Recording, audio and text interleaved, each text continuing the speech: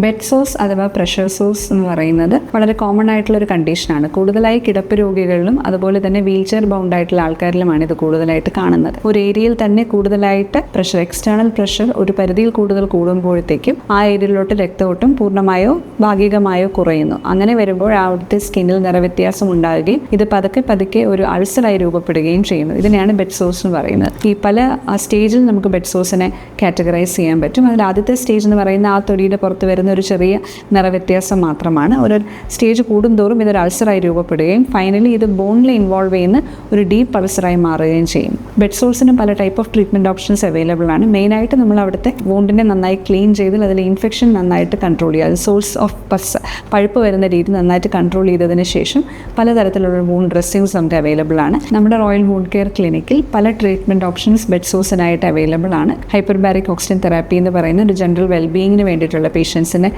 രക്തയോട്ടം കൂട്ടുകയും അവരുടെ സൈഡ് കംപ്ലയിൻസ് ആയിട്ടുള്ള ന്യൂറോപ്പത്തി മുതലായ കംപ്ലയിൻസിന് ഒരു പരിധിവരെ സഹായിക്കുകയും ചെയ്യുന്നു. ഇതല്ലാതെ നെഗറ്റീവ് പ്രഷർ തെറാപ്പി എന്ന് പറയുന്നത് ബെഡ് സോഴ്സിൽ വളരെ അധികം യൂസ്ഫുൾ ആയിട്ടുള്ള ട്രീറ്റ്മെൻറ്റ് ആണ്. RMC ഹെൽത്തിൽ ഇത്തരത്തിലുള്ള ട്രീറ്റ്മെൻറ്റ് ഓപ്ഷൻസ്, അതായത് negative pressure therapy, hyperbaric oxygen therapy മുതലായ ട്രീറ്റ്മെൻറ്റ് ഓപ്ഷൻസ് നമുക്ക് ബെഡ് സോഴ്സിനായിട്ട് യൂസ് ചെയ്യാൻ പറ്റുന്നതാണ്.